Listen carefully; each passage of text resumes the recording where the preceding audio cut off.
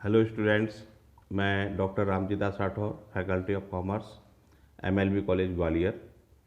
आप सभी का मेरी क्लास में स्वागत करता हूं। हम बीकॉम फर्स्ट ईयर की क्लास चला रहे हैं और बीकॉम फर्स्ट ईयर में हम बिजनेस मैथमेटिक्स व्यावसायिक गणित का अध्ययन कर रहे हैं यूनिट 1 के अंतर्गत। यूनिट 1 में आज जिन टॉपिक पर हम चर्चा करेंगे वह हमारे टॉपिक रहेंगे कमीशन, ब्रोकरेज एंड डिस्काउंट। तो सबसे पहले हम बात करते हैं कमीशन के बारे में। तो डेफिनेशन ऑफ कमीशन, इसमें हम बात करेंगे कमीशन की परिभाषा क्या होती है, किस तरीके से हम कमीशन को व्याख्या कर सकते हैं।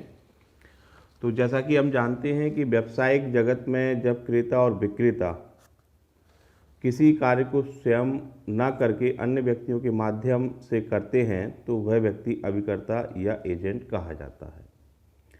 इन रियल लाइफ क्या होता है कि कभी कभी व्यापारी, चाहे आप क्रेता हो विक्रेता हो, आप डायरेक्ट काम करना नहीं चाहते बल्कि आप किसी के द्वारा काम कराना चाहते हैं। तो जिस व्यक्ति से आप काम करा रहे हैं वह आपका एजेंट या अभिकर्ता कहलाता है। अभिकर्ता को उसकी सेवाओं के बदले में जो पारिश्रमिक दिया जाता है उसे कमीशन कहते हैं। तो जिस व्यक्ति से आप काम करा रहे हैं एजेंट से, तो वो जो वर्क कर रहा है, जो सर्विसेज आपको दे रहा है, तो उसके बदले में जो आप उसको पारिश्रमिक दे रहे हैं वह पारिश्रमिक उसके लिए क्या कहलाएगा? कमीशन कहलाएगा। और भारतीय अनुबंध अधिनियम की धारा 182, इंडियन कॉन्ट्रैक्ट एक्ट का जो सेक्शन है 182, वो डिफाइन करता है कि एजेंट अन्य व्यक्ति के लिए कोई कार्य करने के लिए या अन्य पक्षों के साथ व्यवहार करने में उस व्यक्ति का प्रतिनिधित्व करने के लिए नियुक्त किया गया व्यक्ति है। तो एजेंट क्या है? आपका प्रतिनिधि है। आपने ही उसको अपॉइंट किया है कि आप मेरी तरफ से दूसरे व्यक्तियों के साथ व्यवहार कर सकते हैं, डीलिंग कर सकते हैं, और जो डीलिंग आप मेरी साइड से करेंगे तो उसके बदले में जो भी आपका इंसेंटिव बनेगा वो इंसेंटिव मैं आपको प्रदान करूंगा, दूंगा।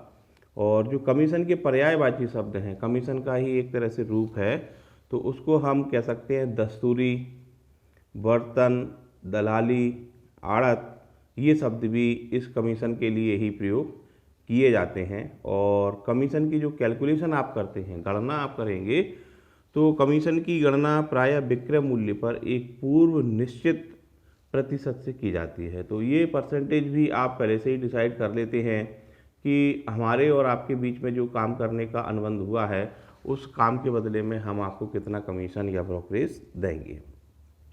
ये तो बात थी इसकी परिभाषा की। अब हम बात करें जो एजेंट और प्रिंसिपल के बीच जो संबंध है उसको हम क्या कहेंगे।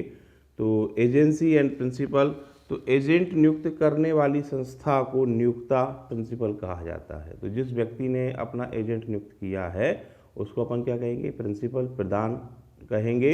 और नियुक्ता और एजेंट के बीच में जो संबंध है, relation between agent and principal, उसको अपन क्या कहते हैं? एजेंसी। तो ये दोनों के बीच आपका संबंध, प्रिंसिपल एंड एजेंट के बीच रिलेशनशिप इज कॉल्ड एजेंसी।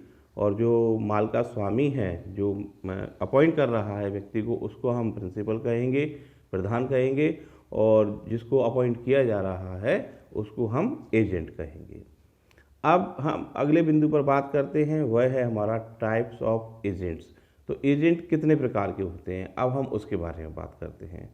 तो टाइप्स ऑफ एजेंट के बारे में यदि हम चर्चा करें तो टाइप्स ऑफ एजेंट, कुछ टाइप आपको याद रखने पड़ेंगे।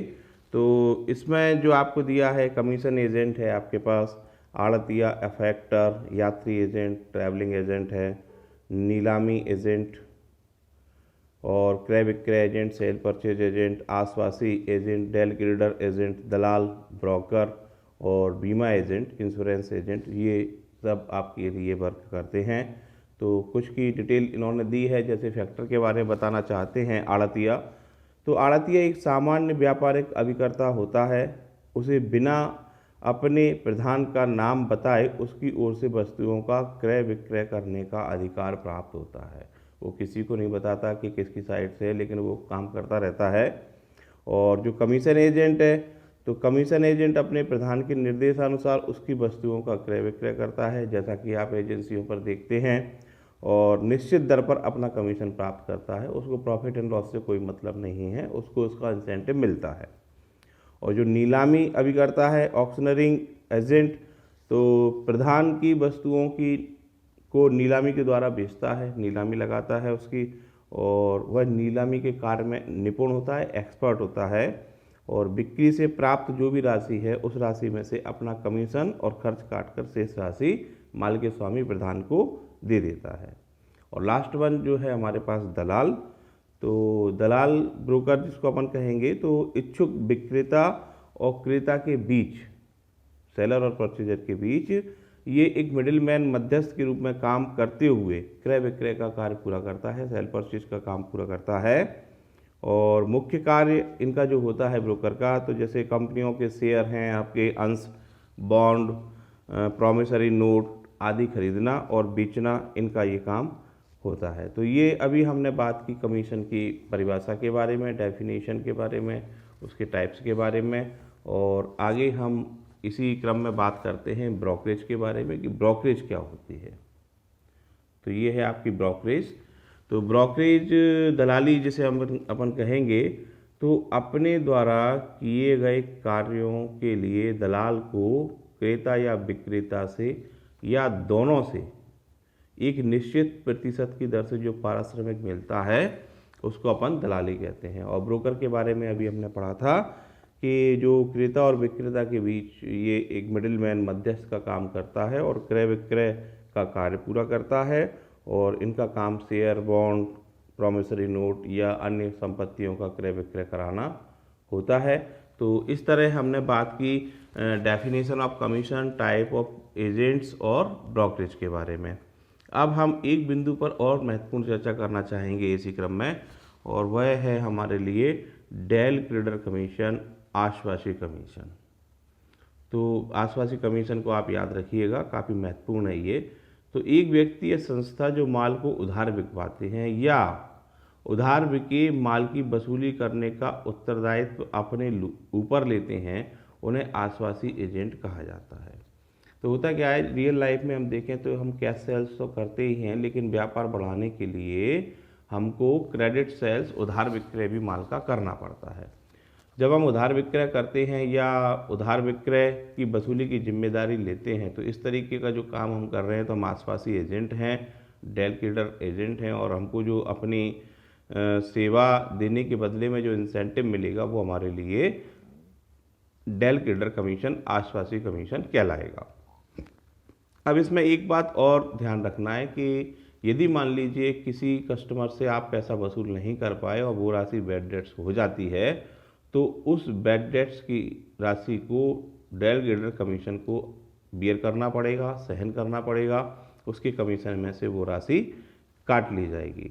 तो ये आपके लिए याद रखना है। सामान्य रूप से जो डेल क्रेडर कमीशन है, आश्वासी कमीशन, वो उधार बिक्री पर दिया जाता है, लेकिन यदि आपकी पहले एग्रीमेंट हो चुका है तो टोटल सेल्स पर भी ये उपलब्ध कराया जा सकता है।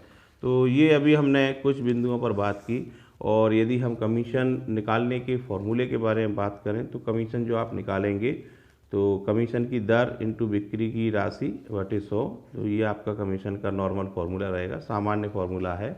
तो उसको हम कुछ सवालों के माध्यम से भी समझेंगे अभी कि किस टाइप से इस फॉर्मूले को प्रयोग किया जाना है।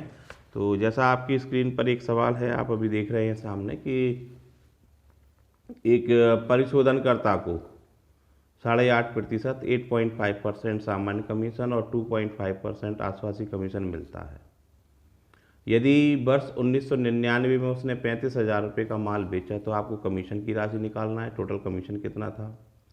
और यदि आपका जो बैड डेट्स है वो 200 रुपये का बैड डेट्स हो जाए तो इस राशि को कौन वहन करेगा। दोनों चीज़ें बात की हैं, तो अभी हम इसी पर चर्चा कर रहे थे।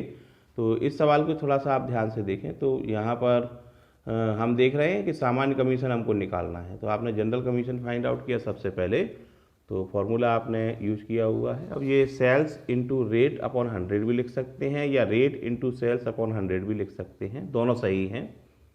तो सबसे पहले हम जो सेल्स हमारे पास दी गई थी, तो सेल्स हमारे पास थी 35,000 और हम यदि कमीशन की बात करें तो कमीशन हमारे पास था, तो कमीशन आप देख लीजिए जैसा कि स्क्रीन पर आपको दिया हुआ है 8.5%। तो 8.5 को आप सही करें तो 8 दूनी 16 और एक 17/2 हो रहा है आपका, तो इसको आप 17/2 या 17.5 ऐसे भी आप लिख सकते हैं, जैसी आपकी सुविधा हो आप उसको लिख लीजिए। और अपॉन 100 आफ्टर दैट आप इसको सॉल्व करेंगे तो सॉल्व करने पर आपका जो अमाउंट आ रहा है वो अमाउंट आ रहा है 2,975 रुपये, 2,975 रुपीज़। ये क्या है आपका जनरल कमीशन। आफ्टर दैट आप डेल केडर कमीशन निकाल रहे हैं, आसपासी कमीशन।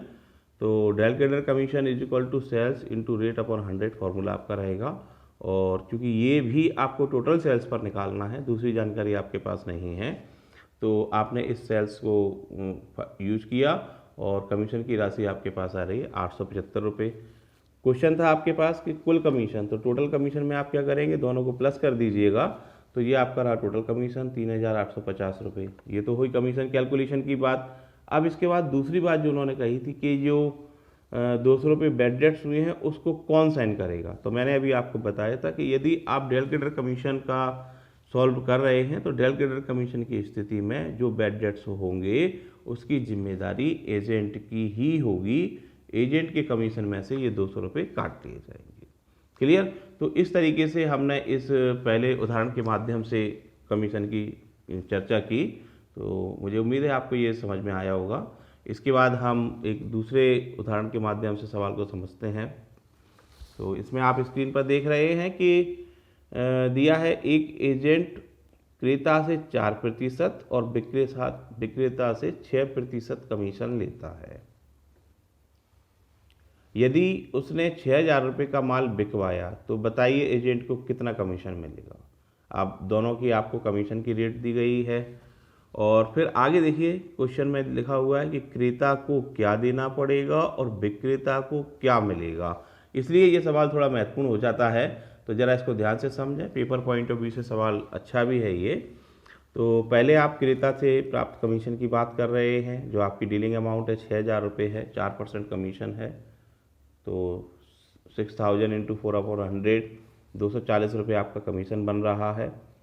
और विक्रेता के कमीशन की बात करें तो वो भी 6,000 पर निकालना है, 6% 360 रुपये कमीशन बना। टोटल कमीशन आपसे पूछा गया है, दोनों कमीशन को प्लस कर दीजिएगा, ये आपका टोटल कमीशन 240 प्लस 360 600 रुपये आपका कमीशन बन रहा है। इसके बाद उन्होंने जो प्रश्न किया है, प्रश्न ये है कि क्रेता को क्या देना पड़ेगा। तो क्रेता को देना पड़ेगा dealing amount plus commission.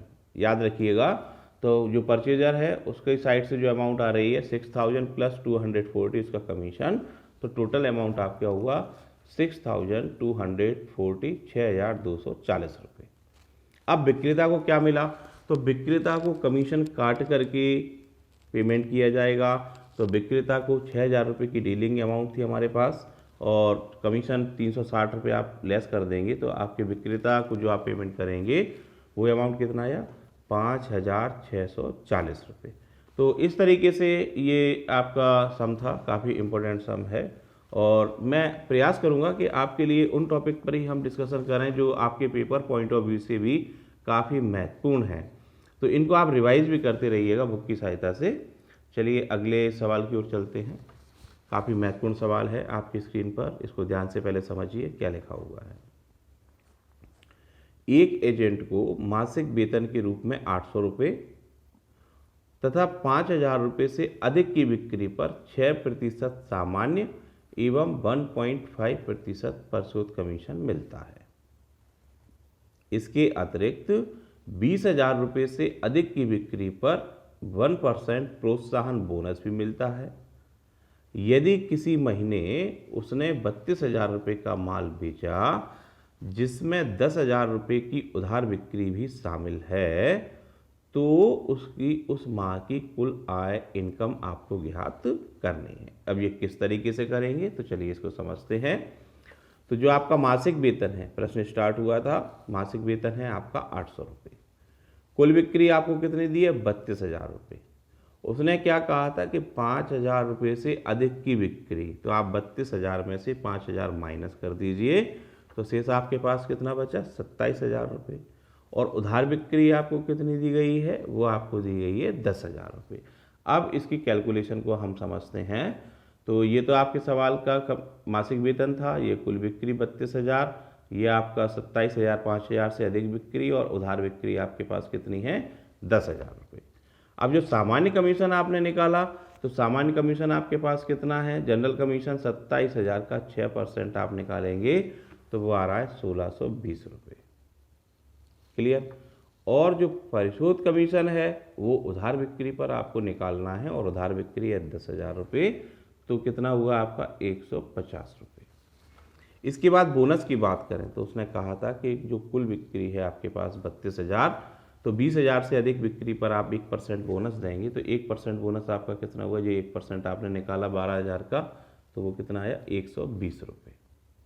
Clear. अब इसके बाद आपसे पूछी गई है टोटल इनकम। तो टोटल इनकम आपके पास जो वेतन था, वेतन प्लस सामान्य कमीशन प्लस आपका डेलीगेटर कमीशन और प्लस आपका बोनस, इन सबको आप प्लस कर दीजिए तो ये आपका टोटल अमाउंट बन रहा है 2,690, 2,690 रुपये। तो इस तरीके से ये सवाल काफ़ी महत्वपूर्ण है, आपके पेपर में पूछा जा सकता है, तो इसको आप रिवाइज कीजिएगा। तो ये थी इस सवाल की बात। अब इसके बाद हम अगले प्रश्न पर चर्चा करते हैं। अगला प्रश्न आप देखिए, ये आपका रीवा में पूछा गया है, भोपाल में भी पूछा गया है, सामान्य सवाल है हालांकि। तो एक एजेंट को 5% सामान्य कमीशन और 2% डेलीगेटर कमीशन मिलता है, नगद उधार की बिक्री आपको दी गई है, कुल कमीशन आपसे पूछा गया है। तो आप देख रहे हैं कि जो हमारा डेलीगेटर कमीशन है, तो फॉर्मूला है कमीशन की दर इंटू सेल्स अपॉन 100, और डेलीगेटर आपका उधार विक्रय पर निकाला जाना है, तो वो आपको दिया गया है 2,000 रुपये, 2% आपने निकाला 40 रुपये अमाउंट आई है। और जो सामान्य कमीशन है तो कुल बिक्री पर निकलता है, और सामान्य कमीशन के निकालने के लिए आप सेल्स कैलकुलेट करें, टोटल सेल्स कैश और क्रेडिट दोनों का आप टोटल कर दीजिएगा, तो वो आपके पास बन रही है 3,000 और उसका आप कमीशन निकालेंगे। तो ये आपका कमीशन है, ये आपका फॉर्मूला था, ये आपने आसपास ही कमीशन निकाला, कुल बिक्री आपने फाइंड आउट की, सामान्य कमीशन आप कैलकुलेट करेंगे, और ये आपका सामान्य कमीशन 5% आपके पास कितना आया, ₹150। आफ्टर दैट टोटल कमीशन आपसे पूछा गया है, तो delegator commission plus general commission को आप प्लस कर दीजिएगा, तो ये आपके पास टोटल कमीशन आ गया ₹190, 190। क्लियर। तो ये आपके इस तरीके से छोटे छोटे सम के माध्यम से हम सवालों को समझ रहे हैं। और इसके इसी तरह का अगला सवाल आपके सामने है स्क्रीन पर। इसमें आपको दी है कि कुल बिक्री पर 3% कमीशन आप निकालेंगे और 20,000 से अधिक की बिक्री पर 1.5% बोनस। अभी हमने पिछला भी सम इस टाइप से किया था, उसमें काफ़ी बातें पूछी गई थी, ये उससे काफ़ी छोटा सम एक तरह से। 35,000 का आपने माल बेचा है, तो पहले आप सामान्य कमीशन निकाल दीजिए। तो देखिए 35,000 पर आपने कमीशन निकाला, जनरल कमीशन 35,000 इंटू 3/100, तो आपका आ गया 1,050 रुपये। और जो सरप्लस सेल्स है आपके पास, तो सरप्लस सेल्स 20,000 से अधिक आप बिक्री निकालें, तो 35,000 माइनस 20,000 तो कितना है 15,000। इस पर आपको बोनस मिलना है, तो bonus is equal to rate of bonus into excess sale. तो 20,000 से अधिक की बिक्री आपकी कितनी है 15,000 रुपये, उस पर आप 1.5%, 1/1/2 था, तो 1.5/100 कमीशन आपका आ रहा है, बोनस आ रहा है 225 रुपये।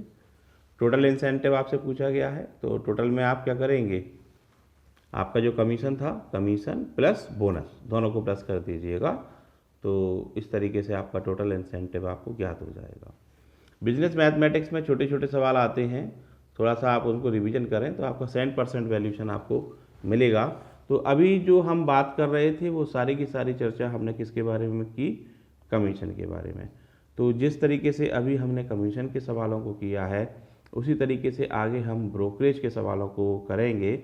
और ब्रोकरेज को पहले हम समझ चुके हैं, लेकिन एक लाइन में आप इसको दोबारा से समझ लीजिएगा कि ब्रोकरेज मीन्स दलाली, और अपने द्वारा किए गए कार्यों के लिए दलाल को क्रेता से या विक्रेता से, देखिए या तो क्रेता से मिल सकता है या विक्रेता से मिल सकता है या दोनों से भी मिल सकता है, तो एक निश्चित प्रतिशत की दर से जो पारिश्रमिक मिलता है उसे हम दलाली ब्रोकरेज कहते हैं। और जो व्यक्ति इस काम को करता है उसको हम ब्रोकर कहते हैं, दलाल कहते हैं। तो आगे हम इस पर चर्चा करते हैं। तो आगे हम चर्चा करेंगे इसके सवालों के बारे में। तो चलिए अब हम सवाल के माध्यम से इसको समझते हैं, दलाली किस टाइप से। तो आपके स्क्रीन पर एक सवाल है, काफ़ी इम्पोर्टेंट सवाल है, ध्यान से इसको समझिएगा। क्या लिखा है कि क्लॉथ मार्केट का दलाल खरीदने वाले से 3/4% और बेचने वाले से 5/8% दलाली लेता है।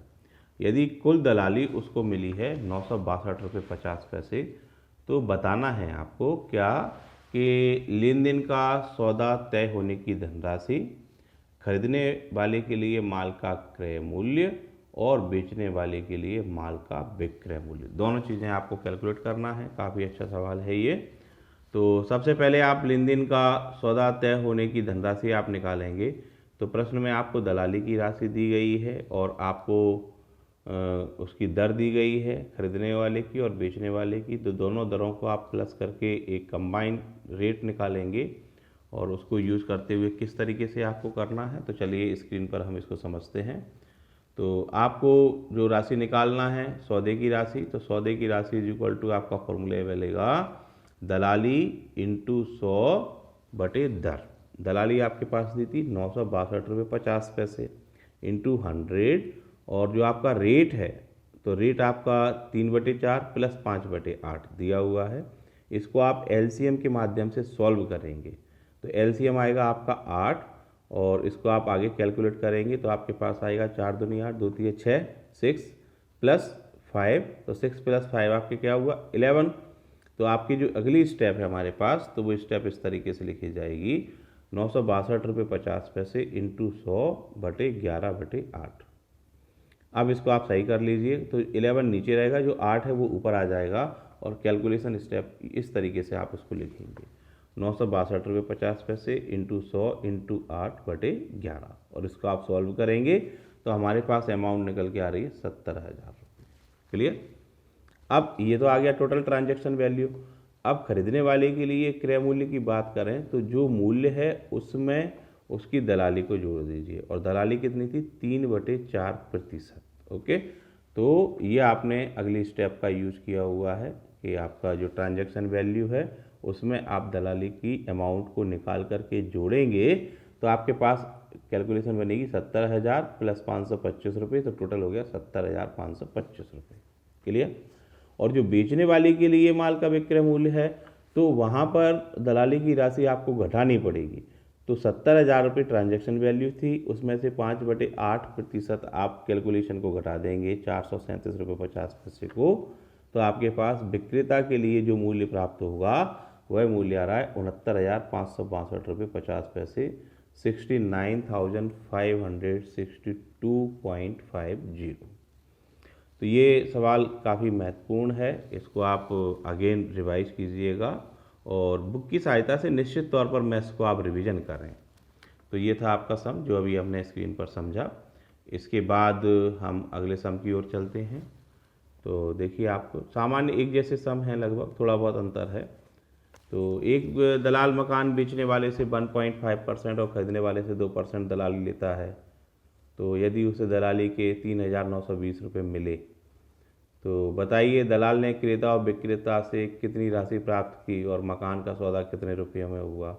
तो पिछले सवाल में भी लगभग हमारे पास इसी टाइप का सम था, लेकिन वो काफ़ी उसमें कैलकुलेशन पूछी गई थी, इसमें कम पूछा गया है।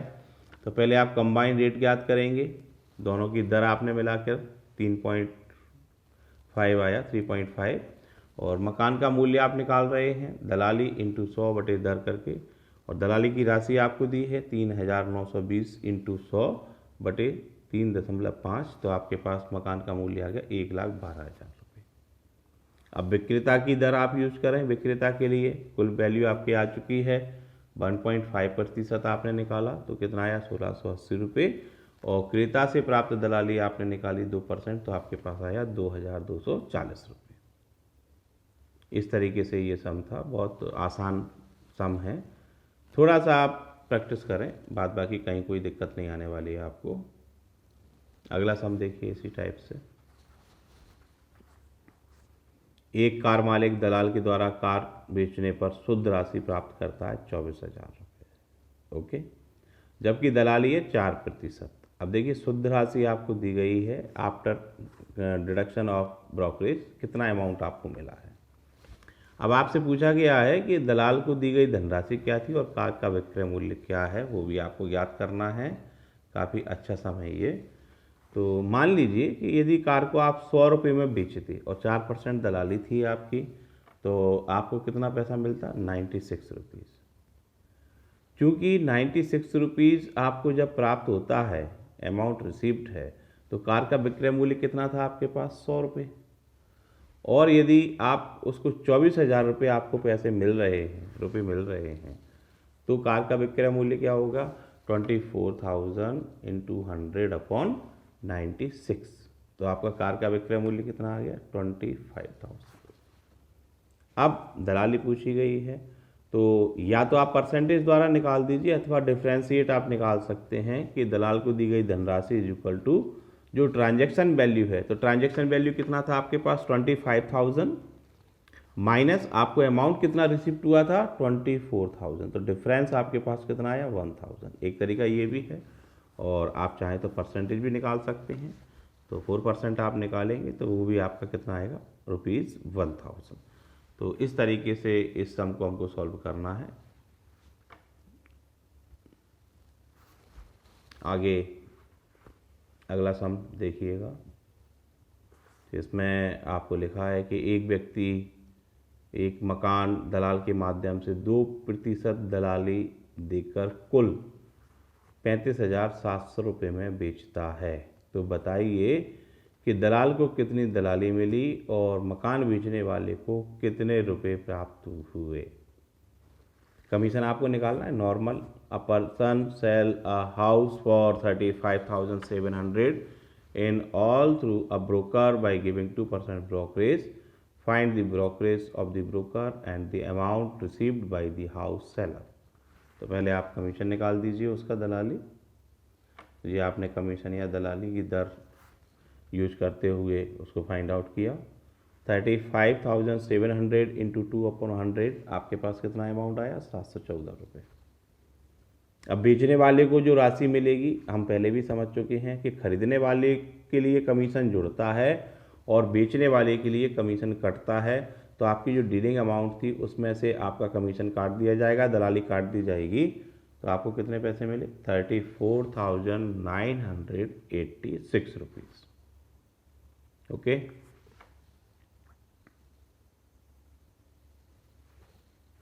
अगला सम देखिए।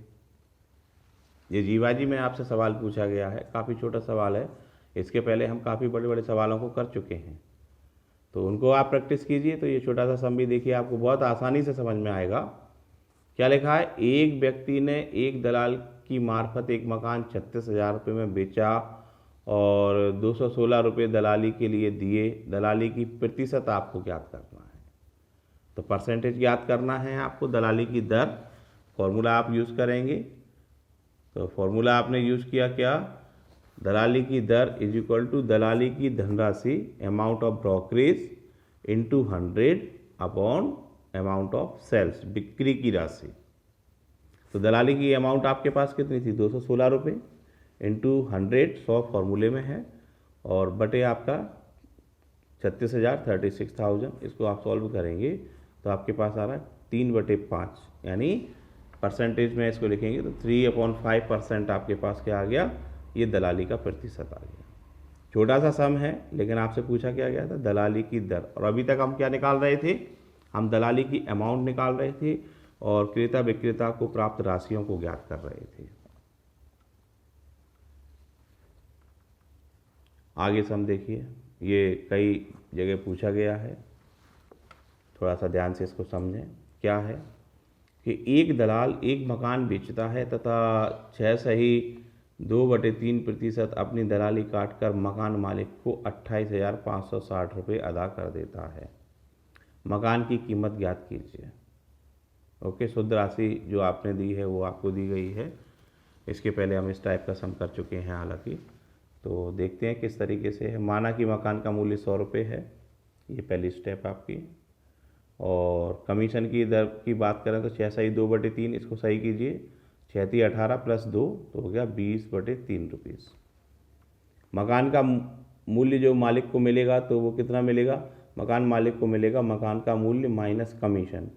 तो 100 आपने माना था, उसमें से 20/3 आप घटा दीजिए। एलसीएम लेते हुए जाएं तो एलसीएम आया 3 और 3 × 100 हो गया 300 और उसके बाद आया -20 डिवाइडेड बाई 3/3 तो आपके पास क्या आ रहा है 280/3 रुपये।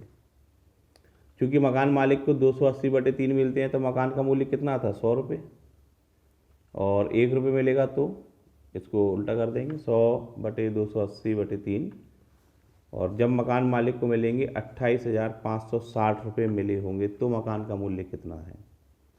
सॉल्व कर दीजिए, 100 × 3 × 28,560 अपॉन 280 तो अमाउंट आपके पास कितना आया 30,600 रुपये। तो इस तरीके से आपके पास अमाउंट निकल रहा है, मकान का कुल मूल्य आपके पास आ चुका है। एक नोट लिखा हुआ है कि दलाल के स्थान पर एजेंट तथा दलाली के स्थान पर कमीशन शब्द का भी प्रयोग किया जा सकता है। तो स्टार्टिंग में भी हमने समझा था कि एक जैसे ही पर्यायवाची शब्द हैं। चलिए, तो इस तरीके से अभी हम जिस टॉपिक पर बात कर रहे थे तो वो सारी की सारी हमने दलाली के बारे में बात की थी। अब हम डिस्काउंट के बारे में चर्चा करेंगे।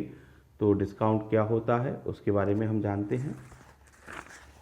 तो डिस्काउंट यानी बट्टा, जिसको हम हिंदी में कहेंगे या अपहार भी कह सकते हैं उसको, तो किसी वस्तु के सूची मूल्य, कैटलॉग प्राइस या बीजक मूल्य, इनवॉइस प्राइस में से कुछ निश्चित धनराशि कम करके क्रेता परचेजर को छूट दी जाती है और इस छूट को डिस्काउंट या बट्टा या अपहार कहा जाता है।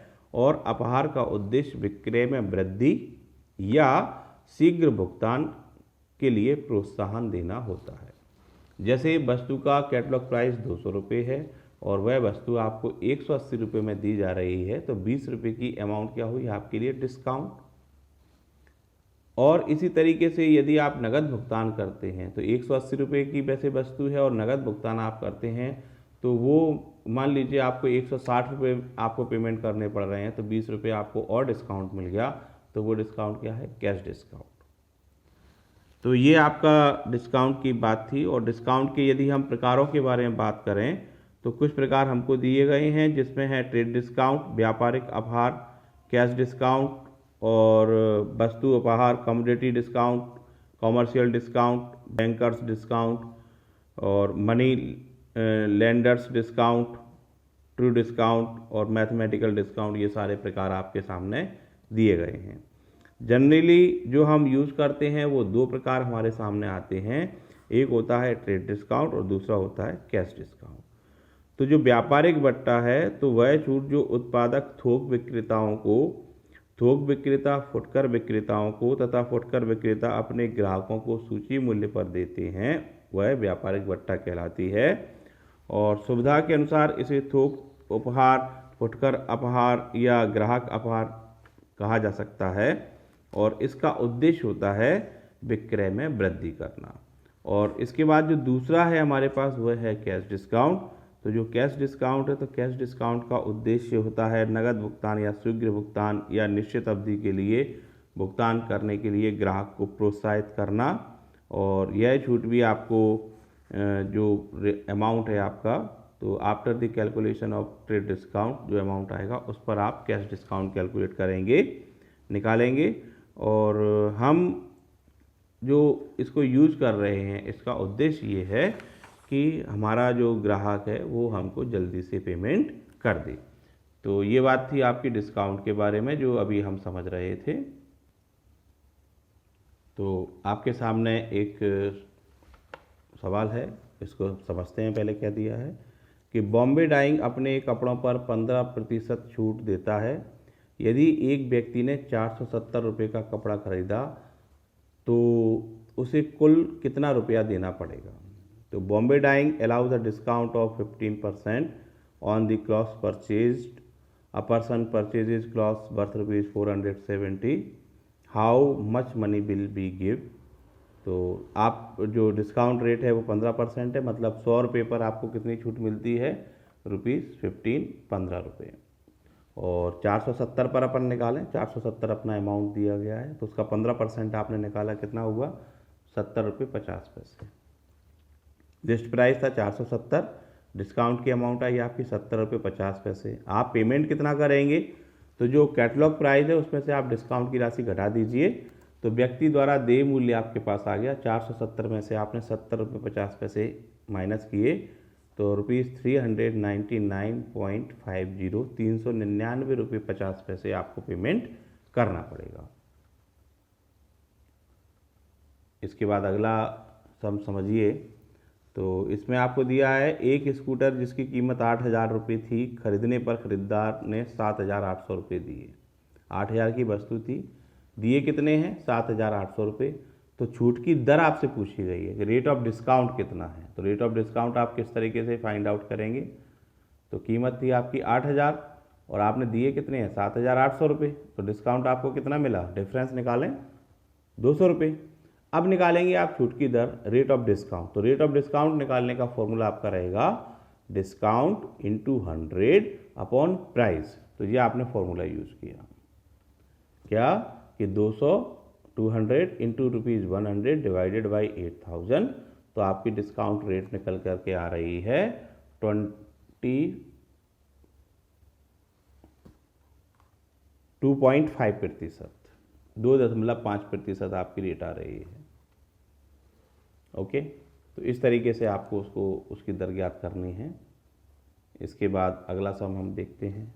ये सम काफ़ी महत्वपूर्ण है, इसको याद रखिएगा कि किसी पुस्तक की 40 प्रतियों का विक्रय मूल्य इसके 32 प्रतियों के कुल मुद्रित मूल्य के बराबर है। व्यापारिक बट्टे की दर आप बताएं।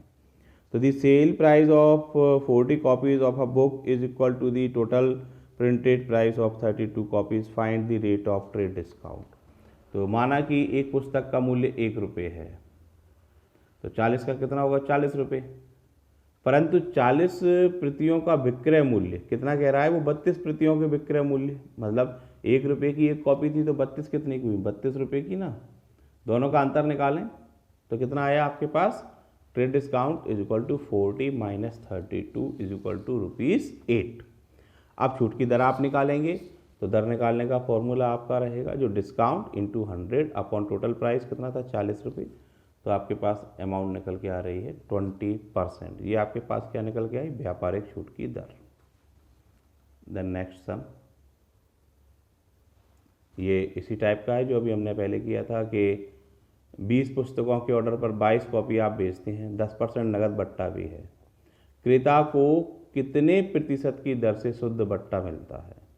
तो देखिए आपको माना कि एक पुस्तक का मूल्य ₹1 है, उसी टाइप से अभी पहले हमने माना था। तो 22 पुस्तकों का मूल्य हुआ ₹22 और 20 का हुआ ₹20। 2 पुस्तकों का आप मूल्य निकालेंगे तो कितना हुआ, ₹2 हुआ, ₹1 की एक है, तो पुस्तक बट्टा हुआ ₹2। अब ₹20 पर 10% नगद बट्टा, तो 10% नगद बट्टा कितना आया आपके पास, ₹2। कुल बट्टा आपके पास क्या आया, एक तो नगदी बट्टा है और दूसरा आपके पास पुस्तक बट्टा है। तो टोटल डिस्काउंट आपके पास हो रहा है नगद बट्टा और पुस्तक बट्टा जोड़ने के बाद ₹4। अब देखिए जो आप ₹22 का माल पुस्तक ले रहे हैं तो छूट कितनी मिल रही है आपको, ₹4। अभी कैलकुलेट किया ना अपने ₹4, तो ₹100 की पुस्तकों पर निकाल दीजिए 4 इंटू 100 अपॉन 22।